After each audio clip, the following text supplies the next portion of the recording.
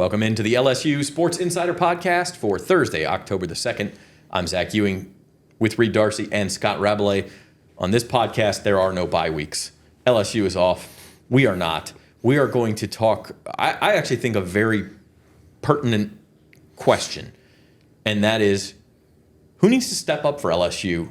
Obviously the season has been fine so far. They're 4-1. We talked about that on Monday, but there are some worries. There are some concerns. And as the schedule gets more difficult, we have pinpointed, I think, 6 players who, are going to have to step into bigger roles and or just simply play better. And we might need to step up our fashion game. Look at Rab over here kind of putting us to shame here. So Very we dapper. might have to step up. I went to Mass this morning with my 5-year-old grandson, so I'm dressed nicely. Well, Rab is very rarely not dressed nicely, so thank you. We'll give credit where credit is due on that. Speaking of giving credit, this podcast is brought to you by Jerry Lane Cadillac. Command the road in a Cadillac, where luxury, power, and presence come together. Experience it today at Jerry Lane Cadillac. And guys, I think we'll start this conversation first with a quick injury update because Brian Kelly did give that to us the other day. Was that yesterday or Tuesday? That was yesterday. Yes, yeah. The days all melt together. But yesterday on the SEC conference call. Mm-hmm. And he obviously, there have been rumors swirling. We talked a lot about this on Monday. Is Garrett Nussmeier hurt? Is he not 100%? What is going on? BK kind of pushed back against that yesterday. Yeah, we got a little bit of clarity. There were, again, we've gone down this road before with Garrett. It's kind of weird, but there were, again, rumors circulating that it was a major injury he was dealing with and he needs surgery, all these kinds of things. And of course, they weren't true. No one reputable said anything like that. But BK took a moment to shut him down yesterday on the coaches' teleconference, and in the process gave us a little bit more clarity on the injury and what it was. He said it was an abdominal strain that's been slow to heal, but he's still on the other side of the injury. So it's a bit of an unusual situation. We actually talked to BK later in the day yesterday, and I got a chance to ask him, did Nuss aggravate that injury at any point, before or during the game against Ole Miss? And he just said no. He didn't elaborate or anything. It was a good question. It was Reed's question. It was a very good question. He kind of shut down the question, and it seemed like he didn't want to talk about it. It seemed like he's kind of tired of talking about this. But I think overall, just the way he's handled it is a little bit unusual because, Brian Kelly, to his credit, is usually very forthcoming with injuries and very willing to give us information on injuries. And not all coaches are like that. In college football, coaches don't have to give specific injury details like coaches do in the NFL. So it's really on the specific coaches in terms of what they want to give out. And Brian Kelly is usually really good about that. He gives us really specifics. And if you remember in the preseason, when Nuss had his knee flare up, his tendonitis flare up, Brian Kelly walked in, did an unscheduled impromptu press conference with us and went through all the minutia of this knee injury and what it was. There are times where he goes into specific scientific terms for these injuries, but it just seems like everything about this abdominal strain to Nuss has been pretty vague and pretty opaque, and I'm not exactly sure if I have an explanation for it. This is the second time as Reed says, we've dealt with this. There were huge rumors in the preseason camp that he'd blown out his knee.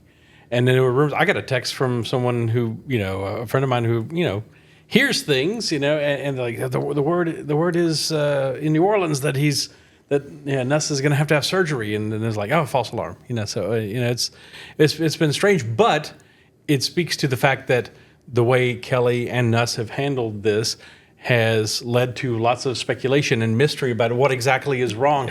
What's the extent of his injury? He's playing, but if he was really, really, really hurt, he wouldn't. Again, my mind went back to Miles Brennan tearing that abdominal muscle against Missouri in 2020 during the game, and he finished the game, but he didn't really, basically, ever played again. And your mind goes to that. If it was really super serious, he wouldn't be playing. Mm-hmm. So and he's been playing and continues to start, continues to play the whole game and everything. But it's obviously something that's bothering you. It's one of the, I've covered LSU football for a very long time. It's one of the stranger situations. And as Reed said, Kelly's been pretty upfront about this. I think it would it would benefit them, especially Nussmeier, to be a little more upfront because he's, not to be too super critical, he's putting some bad film out there for NFL teams to look at going to next year's draft. And I think if you say, look, I'm hurt, this is what happened, I think it would be better for everyone if they did, but this is how they're choosing to handle it. And I think probably, if I had to guess, the Nussmeier family is kind of steering the boat on this. I don't know. I think he's clearly limited, and he clearly against Ole Miss looked different than he did against Southeastern. So clearly something happened, in the time between to aggravate and the it may injury. be recurring. It may flare up and then calm down. Maybe it wasn't just like one specific thing where it flared up, or maybe it was just gradually over time.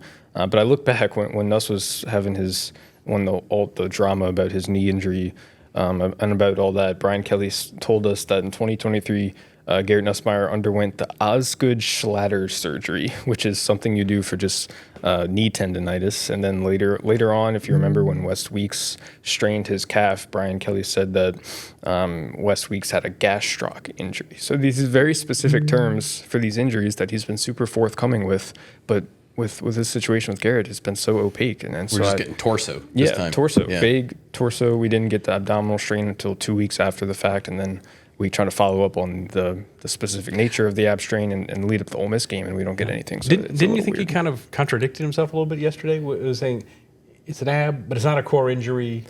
If that's not your core, I don't know what is. Well, I think he said something like it's not a core injury that is a significant core injury that we have to deal with and treat. But overall, there's just a lot more questions than answers, and I think LSU fans are kind of frustrated by it, Zach. As Walt Whitman once said, do I contradict myself?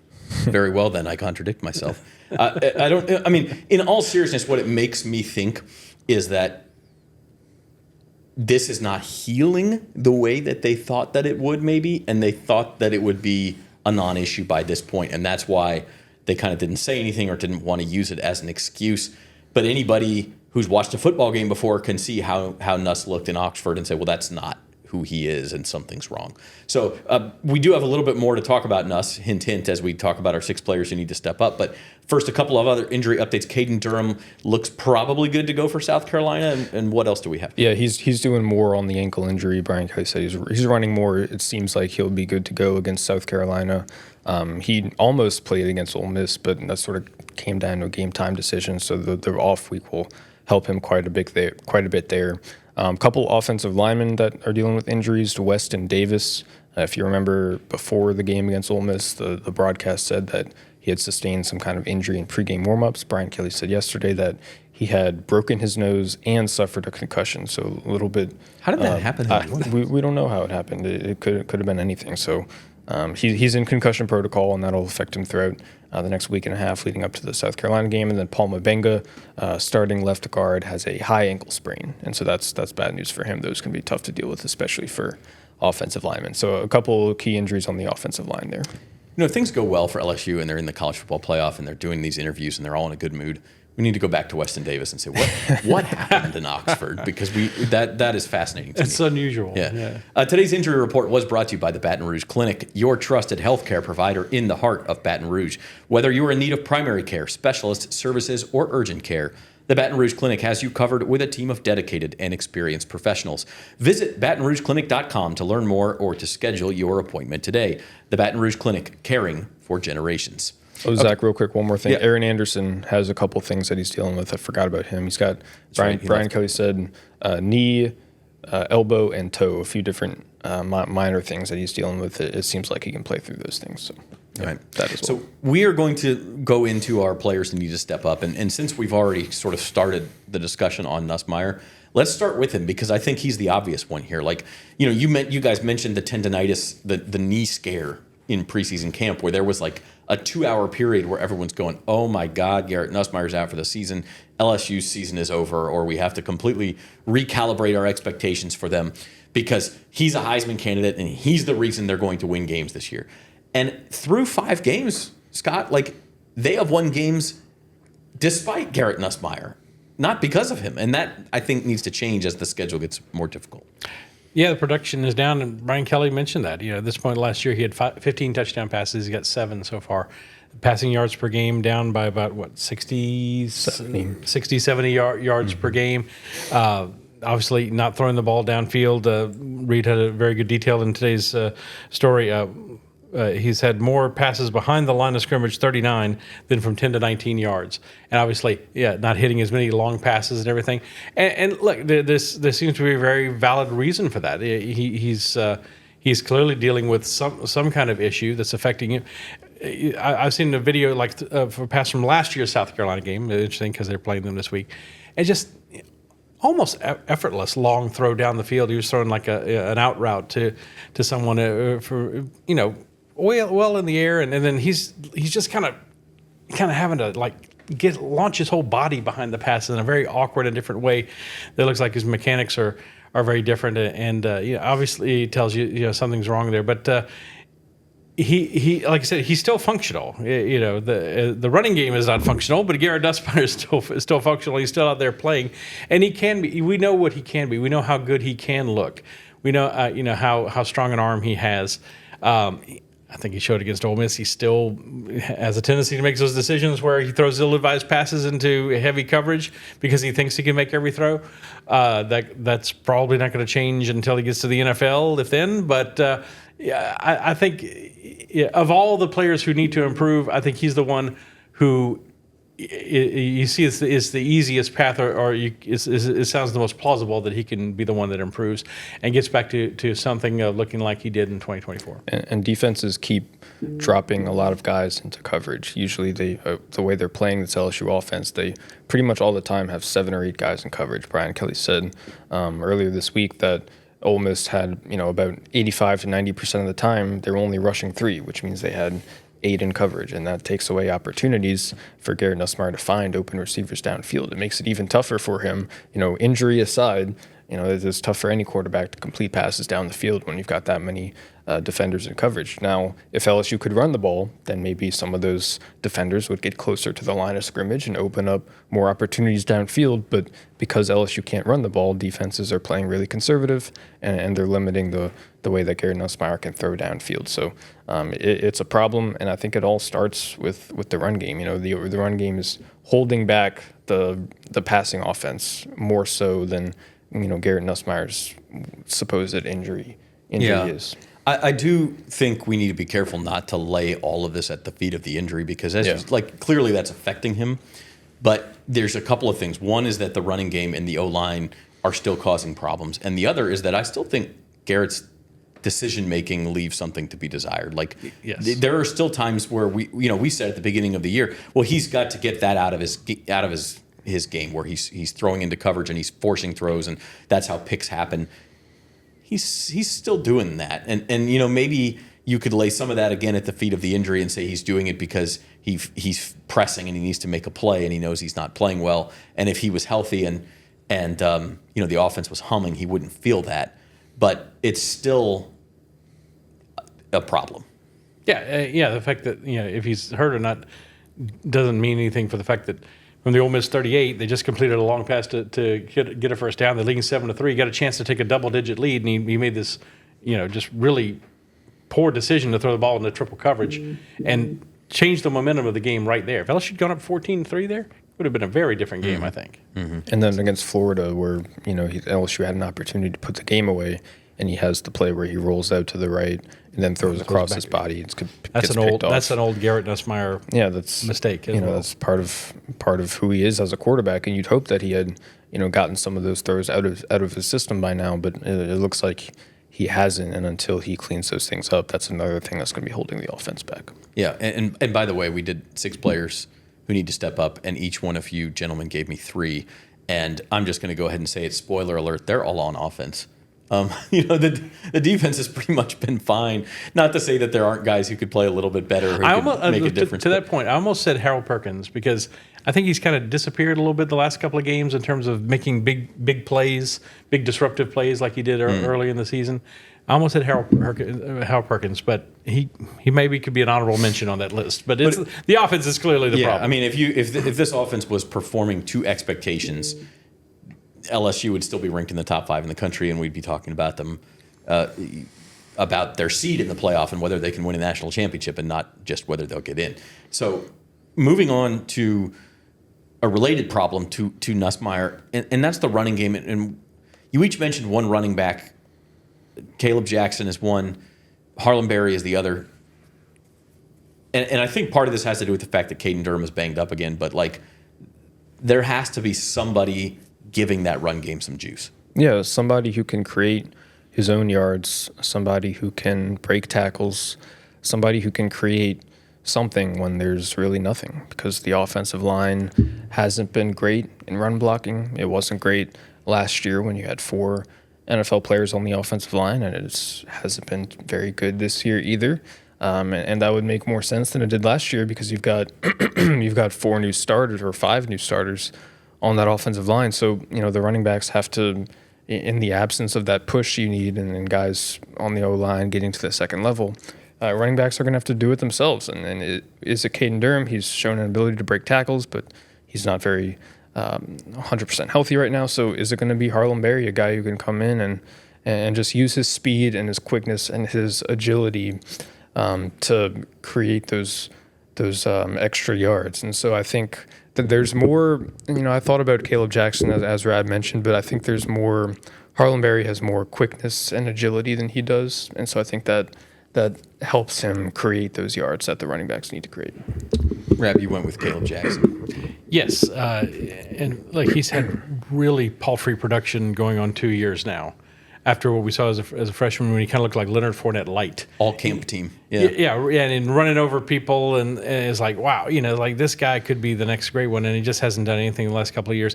But he is LSU's best, bulky power back, and he's someone who, in absence of the offensive line getting better as it needs to, is someone who could maybe create some yards on his own, just through his momentum and through his size and through his his bulk.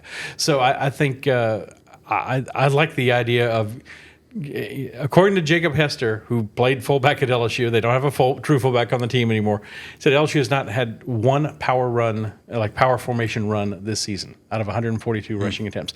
Now maybe they checked out of some. I don't know, but obviously the game has changed. They don't have a true fullback, but they can put a tight end back there, or even an offensive lineman like Bo Bordelon or somebody like that. And I'd like to see some of that from the LSU running game, and I think Caleb Jackson would be the best candidate for it. So in other words, in honor of Paul Feinbaum possibly running for Senate, Tigers need to run the damn ball, Paul. And run and be committed to another thing Jacob said, if you're going to run. And that means not just calling an RPO where the offensive line has to hold and they got to wait for the play to develop to see if it's going to be a run or a pass, because they can't go past the line of scrimmage or it's a penalty. You're taking away some of their aggressiveness. So Reed said something off the air, which I think is worth repeating. Spoken like a true fullback. You want to, of course, the fullback's going to want to get in the I formation. That's right, and run the ball. But we expected to hear more from Brian Kelly yesterday, and the 2 chances we had to hear from him, and he was talking more about the passing game's got to get better. You had an interesting take on that, and that is what he thinks. You think he thinks about the running game? Well, yeah. Yesterday he talked a lot about the passing game and how LSU wants to get back to getting more production out of that unit, because, it's really their bread and butter. It's really the strengths of their team. When you combine the fact that LSU has a returning starting quarterback who threw for over 4,000 yards, and he's got all these weapons, not only guys who return like Aaron Anderson and Chris Hilton and Trey'Dez Green, but also guys who got in the portal like Barian Brown, Nick Anderson, Bauer Sharp. I think he wants to play to that strength. And the reason why he's talking so much about the passing offense and the limited chances we got to talk to him this week, it might be because he just thinks that this is what the running game is. This is what it is. It's not going to really get better. It's something that LSU has struggled with for 2 seasons now. So maybe that this is just what the run game is, and that there's no real way to get more out of it. That's just they're stuck with it, and they have to make the most out of it. And the way you compensate for not having a very good run game is to have an elite passing game, and all the pieces are in place to have an elite passing game. We just haven't seen it come together yet. Maybe once Nuss is healthy, maybe it can come together, and I think there's some hope there for the LSU passing game. But maybe there's not as much hope for the run game. That's just my theory. I still say that if you've given up on the running game being any better than this, even if you can improve the pass, your ceiling is limited at that point, because against a really good defense, if they know that you're one-dimensional, you're going to have trouble. And so I still think that it's worth, trying to get better. And I think it's interesting you guys each mentioned a different back in Barry and Jackson, because maybe a running back by committee works better. You got fresh legs out there all the time. I don't know. Caden Durham obviously has some durability problems, I think it's fair to say, after being hurt most of the year last year, and now he's kind of been in and off the availability report this year. So I don't know. We'll see. But to me, it's still something worth pursuing, and it'll be interesting to see if LSU, like you said, Reed, even really gives it a shot. So in terms of improving the passing game, that's kind of where we're going next. First, we are going to take a break. We are the LSU Sports Insider Podcast. We're brought to you by Jerry Lane, Cadillac, the Baton Rouge Clinic, and our new sponsor, the Boots on the Bayou Music Festival. We'll tell you more about them and do our last 3 players who need to step up, as well as go around the SEC in this bye week when we come back right after this. I think the biggest thing that separates us is our people. We have a really amazing staff that really care about their customers, really care about our product. At Jerry Lane Cadillac, we value trust and transparency above all else. We have a little bit of something for everyone. So whether it be the 2025 Escalade, any of the smaller crossover vehicles, the XT4, 5, and 6, we've also got a wide variety of new EVs, including the 2025 electric Escalade IQ. I think the product lineup right now is the best that it's ever been in Cadillac. Did they ask you to do the commercial too? Yeah, but they just gave me one line. Bet like a Caesar. Like, we're gonna sit here and we're gonna tell them how Caesar's Sportsbook is just so easy to use that you can watch and bet thousands of sports events, even some NFL games. They'll probably show us betting on our favourite players and teams at all the Vegas hotspots too. Like, we have time for that montage. I told him I couldn't do it. They couldn't afford me.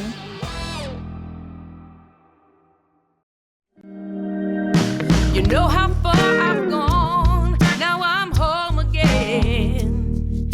I'm feeling more alive these days than I've ever been. At the Baton Rouge Clinic, our sole focus is to provide exceptional health care for your entire family so that you can get back to doing what you love most. We are caring for generations. You give me love. Louisiana's biggest country music festival, Boots on the Bayou, starring Chris Stapleton, Cody Johnson, October 31st and November 1st at the Lamar Dixon Expo Center with Riley Green, Parker McCullum, Carly Pierce, and many more. Get tickets now at botbmusic.com.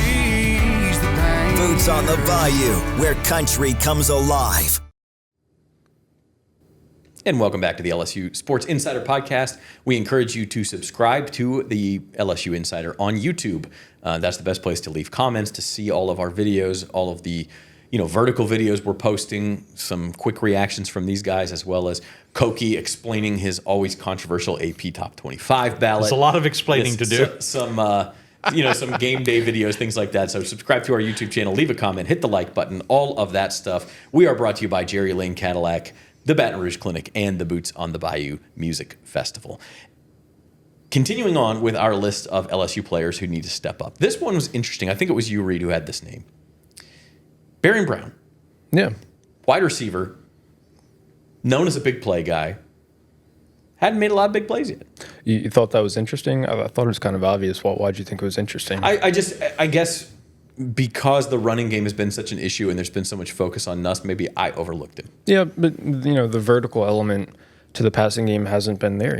I think I liked how Rab said on Monday that the LSU offense is very horizontal. So right now it needs to be more vertical. And what better guy to help the offense get more vertical than Barry and Brown? Now I think the LSU receivers, there have been opportunities where they've won downfield, where they've gotten open on their routes and gotten behind the defense, like Chris Hilton and Barry and Brown. But I just look at Barry and Brown. I'm like, this guy was supposed to be, your over the top kind of guy. He had the great quote unquote touchdown or no catch against Clemson that really should have been a touchdown that was called back. But other than that, we haven't seen too much from him. Maybe he can give you a spark in the return game on a punt or a kickoff. But I feel like if the LSU offense is ever going to get more explosive, it needs him to make a few big catches, a few big plays, and that's not something that we've seen too much through the start of the season. Also a kick returner as well. I was going to say. He's a very talented kick returner. And that's not all on him. A lot of LSU's opponents have done a good job kicking the ball deep. But maybe they need to take a couple more chances there. I don't know. It seems like maybe they did a little bit against Ole Miss. But, yeah, I think it's a good choice. Barry and Brown could give them that explosiveness that they so badly need. You could also have mentioned Chris Hilton probably in the same vein. Yeah. But I do like Barry and Brown because, Rab, as you mentioned, imagine what a kick return would do, not just for a game, but for this LSU season if it comes in the right moment. You have a big kick return for a touchdown against Alabama or Oklahoma or Texas A&M. I mean, Vanderbilt, like those things change seasons. Well, not even necessarily a touchdown. Like, what if you just return it 60 yards and give them good field position? Give them a short field to go and score. They would kind of need that at this point. Yeah, that would certainly help. And if you start to make him a real weapon in special teams, then that changes the way teams have to kick and play too, and stresses other teams in all sorts of ways. So Barry and Brown, another one. We are going to end with a couple of guys on the offensive line, and Rab, you went Tyree Adams, starting left tackle. Reed, you went Carius Kern, who has filled in a couple of different places, probably could fill in a couple of more. Let's start with Tyree Adams as the left tackle.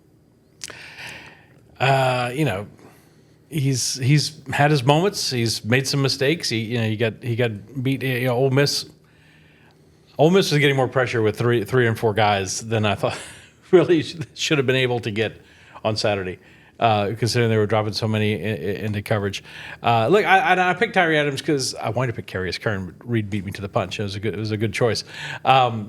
But he's kind of symptomatic of the whole offensive line. He's your left tackle. That's supposed to be your best offensive lineman, and he's a new starter. I get it, but they, as a group, they've got to improve, and it's I think they feel pretty solid up the middle at center, but they've got to get better protection out of him, better protection of Nussmeier's blind side, because Nuss, as we know, is not gonna take off and run very very often, hardly at all. So he's got to kind of set the tone for the rest of the offensive line, and I think they all have to be better, and so might as well start with him. And PFF grades, Pro Football Focus grades, can be polarizing. I mean, I don't think you can read too much into what happens in just one game. But over the course of the season, like, Tyree Adams was brought in to be sort of the anchor of this offensive line, and I think you have to question whether he's been that.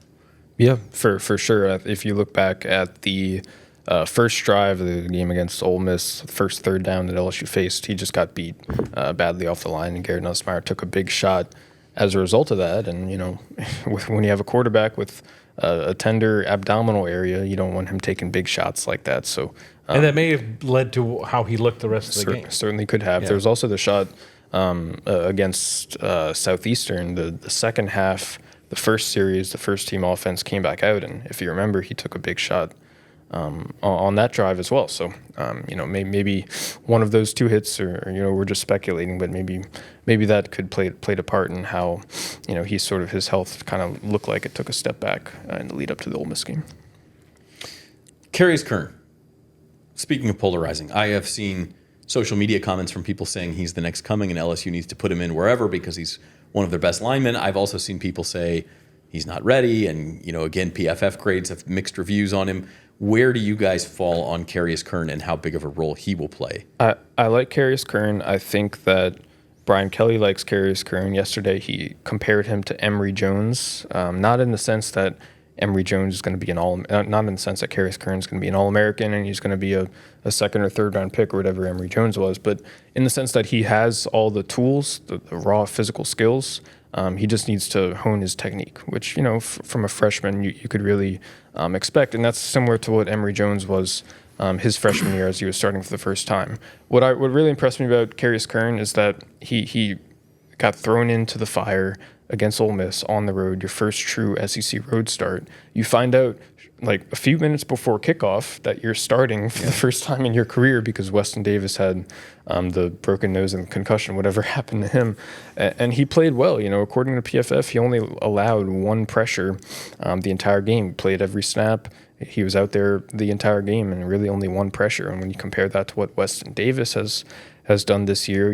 Through his first through the first 4 games of the season, Weston Davis gave up 14 total pressures and 11 hurries. So that's, he really struggled. Again, PFF grades aren't the be all end all. You have to, load them up with all kinds of context and you have to take them with a grain of salt. And if usually the way I approach them, if they match what you see in the game, on the film, then you can probably put some stock into them. And Weston Davis's PFF grades are not very good. So, he's dealing with concussion, and he might play against South Carolina. He might not.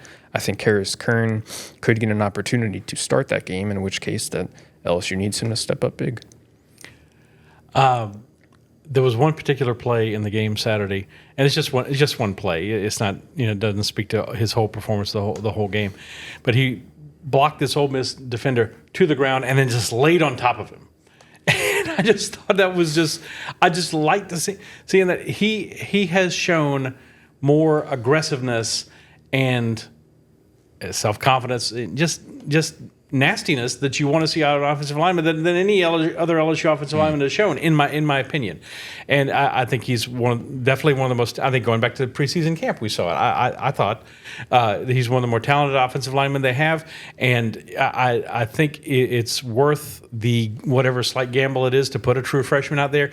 Is going to make mistakes, yes, but I think with Carius, they're going to be mistakes of effort and intensity, not just mistakes, born out of he can't do the job. And I think he'll grow to that position.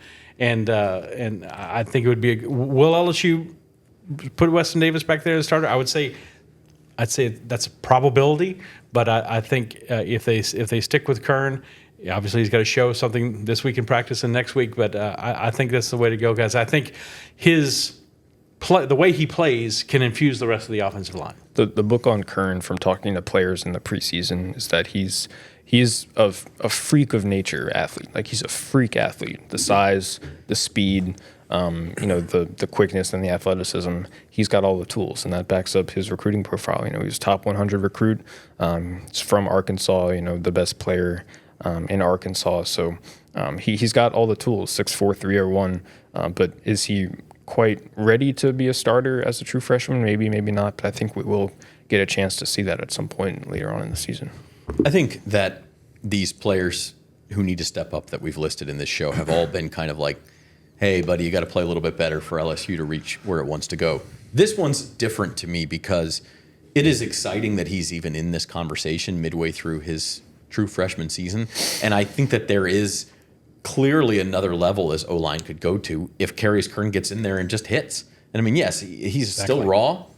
There are still probably going to be some mistakes, but you'll take that if the level of play goes up the rest of the time, which, we have seen happen with one offensive lineman before can raise the level of an O-line. And if Carius Kern goes in there, at right tackle, whatever spot they deem best for him to go in there, I think that you could see a lot of improvement. And so I really like this one. I think this one might be one of the key, besides Nussmeier, could really be a key for LSU in the second half.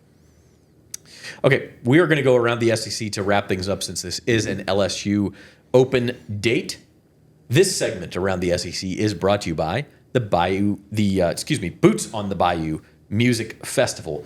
Attention, Fighting Tigers and country music fans, mark your calendars for October 31st and November 1st, when the Boots on the Bayou takes over the Lamar Dixon Expo Center. It's a 2-day festival. On Friday, you've got Cody Johnson. On Saturday, you've got Chris Stapleton. Country music fans know that name. You've also got Parker McCollum, Riley Green, Carly Pierce, and more. For the ultimate weekend, you can upgrade to the VIP Platinum experience. That includes front row access, early entry, complimentary bites and sips from Louisiana's top vendors, climate-controlled restrooms, and a private lounge. Tickets are limited, so secure yours now at botbmusic.com. That's botbmusic.com, the Boots on the Bayou Music Festival. Let's go around the SEC, guys. Look, it's a bye week for a lot of teams. Vandy, Alabama is clearly the headliner in my eyes, not just because it means a lot in the standings. You've got Vandy's undefeated. I mean, they could launch a college football playoff campaign, like a serious one, if they could win in Tuscaloosa. And then on the other side, you got Alabama, which has looked really good since that stinker in Tallahassee to open the season. But team really can't afford to lose this game. No, and Alabama was flat embarrassed last year. They were number one. They went to Nashville, number one in the country, and laid one of the bigger eggs of the 2024 season. So I imagine they're going to have a little something for the Commodores. Vanderbilt is they're everyone's feel-good story, right? They haven't been this good in a long time. They've scored 125 points in the last 2 games. It's the most they've ever scored in back-to-back games in the SEC era. That's going back to 1933, when they actually were good. Vandy actually was good back in the 1930s. But I think Alabama is going to have a little something for them. This starts a very tough stretch for Vanderbilt. But it's interesting. It's a compelling matchup. It's on a week where there's only 5 SEC games overall. This one really stands out, and game day's going there and everything. Diego Pavia versus Ty Simpson. I will say I will make a point about Alabama, as you said. They had that stinker of a game against Florida State in the first game, and Florida State is a very good team. We'll see how they do against Miami Saturday. But it speaks to the point of LSU coming off this loss to Ole Miss. If I may tie them together, you can have a game like that and still be a prime contender for a college football playoff and or the national championship in this 12-team era. So all is not lost with one defeat anymore. You can come back. Now, again, as you said, it shrinks your margin of error very much. But if you can come back and have a great performance on the road, like LSU is going to need to when they go to Vanderbilt later this month, then you can still be one of those teams. So I think it's Alabama is showing that way with the way they've played lately, and you certainly have to put them in that conversation among the teams where we thought they would be going into the season. I'm a little bummed that game kicks off at the same time as Texas-Florida, because I'm pretty interested in Texas-Florida. We haven't seen Texas play a real team since they went up to Ohio State in Week 1. Arch Manning hasn't had a huge test since then, and it's a pretty big test going on the road in the swamp against that defense. It's a pretty big opportunity for him to show that, hey, maybe he might have gotten better. So I'll be curious to see how he looks, because I think if he can take that next step, if he can put those early season struggles behind him, then Texas looks like a team. Texas could be a team that could easily win the SEC. So it's a big test for him, and it's a big opportunity for Florida. If Florida wins that game, then God knows, you think about them all kinds of different ways. And we're all on the Billy Napier watch, right? Yeah. There's probably a lot of odds on prop bets, Zach, to say who's the next college football coach to get fired. He's got to be the favorite right now. And that Florida defense, man, you hit it, Reed. Texas has played 3 non-conference cupcakes after Ohio State, and that defense traveled to Florida to Miami for that game, and they traveled to LSU. Yep. So I think it's going to be a huge test for Arch Manning, and I'm curious, like you, I'm curious to see how he passes it. And of course, 2 of the wonderkin quarterbacks in the SEC with him and DJ Lagway, they're both kind of in the same position in their careers. Exactly. Can Lagway kind of finally have that breakout game and be the quarterback, kind of like in the Garrett Nussmeier vein, who we all thought he would be? So that's a very interesting matchup too. I'm a little bummed as well. We have to get out the computer and the television. Split screen. Yeah, that's right. Split screen time. Texas is interesting to me. They're kind of a forgotten team because they lost that game to Ohio State, where they were competitive. I mean, you could argue they should have won that game, just based on their defense. And then they've had this sort of parade of cupcakes. They played San Jose State, they played UTEP, they played Sam Houston. And now all of a sudden it gets real. You guys mentioned it, Florida. Have they let go of the rope, or are they still fighting? If they are, then this is a really tough test for Texas. And they've got the Red River game next week at the Texas State Fair coming up. So, things get real for Texas again. And I don't know. I'm curious. You got conference games. Besides Vandy, Alabama, you have Texas, Florida, you have Kentucky at Georgia, you have Mississippi State at Texas A&M. Are you guys putting anybody on upset watch? Ooh, let me look. Hold on. Texas A&M, I know they're playing at home, but Miss State, Tennessee needed 2 defensive touchdowns to beat them last week. In Starkville, yes, but 2 defensive touchdowns. Texas A&M, their offense, did they gain 1 yard in the second half or something crazy like that? It was Auburn who did, I guess. Auburn, but they didn't do a whole lot offensively either. Texas A&M, they're a good team. They probably deserve their ranking, but they're also a team where you're like, someone's going to get beat somewhere by someone who they shouldn't get beat by. And I think this could be a game if Mississippi State can regain its momentum and confidence after losing a tough game to Tennessee that I'm sure they feel like they should have won in Starkville. And this is the battle of two of the ugliest uniforms in the SEC. The maroon. I will take the Mississippi State maroon over the muddy brown maroon of Texas A&M. But cowbells versus the khaki band from Aggie Land. It's an interesting matchup. Rob, I hate to break it to you, but I think A&M is going all black this week. I think I might have seen that. Oh, that's even worse. They're going black helmet, black jersey, black pants. Which is you're right. It's even worse. Yeah. I am a little surprised looking at the point spreads of these games that Alabama's a 10.5 point favorite and that A&M is a 14.5 point favorite. Those numbers seem big to me.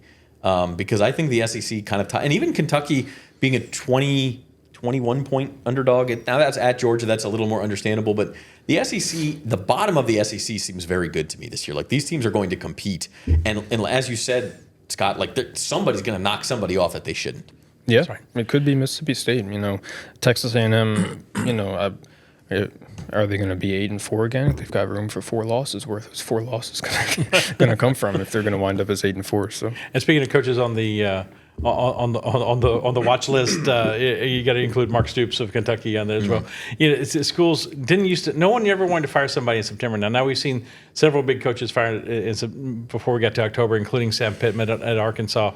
I wish the Bobby Petrino Arkansas Razorbacks were playing this week. I wish they didn't have the week off. That's going to be fascinating to follow. Because this guy, how can they fired the guy? He humiliated the university with this, falling off the back of a motorcycle with this girl he was having an affair with who worked in the athletic department and was not truthful about it. And they bring him back as offensive coordinator. He's clearly going to undermine Sam Pittman, which is probably exactly what happened. Now he's campaigning for the job and he's got a great shot to get it. Yeah, win at all costs, man. That's what I guess that's the SEC. I love college football, man. It's the best. It's the best. It's the most crazy, beautiful, absurd thing that we do. So we love it too. We will be back Monday with another LSU Sports Insider episode. We will start to dig into the LSU South Carolina matchup as the Tigers continue this season that has been so interesting thus far. So for our producer, Courtney Lawrence, he's Reed Darcy, Scott Rabelais, I'm Zach Ewing, and we will see you next time on the LSU Insider.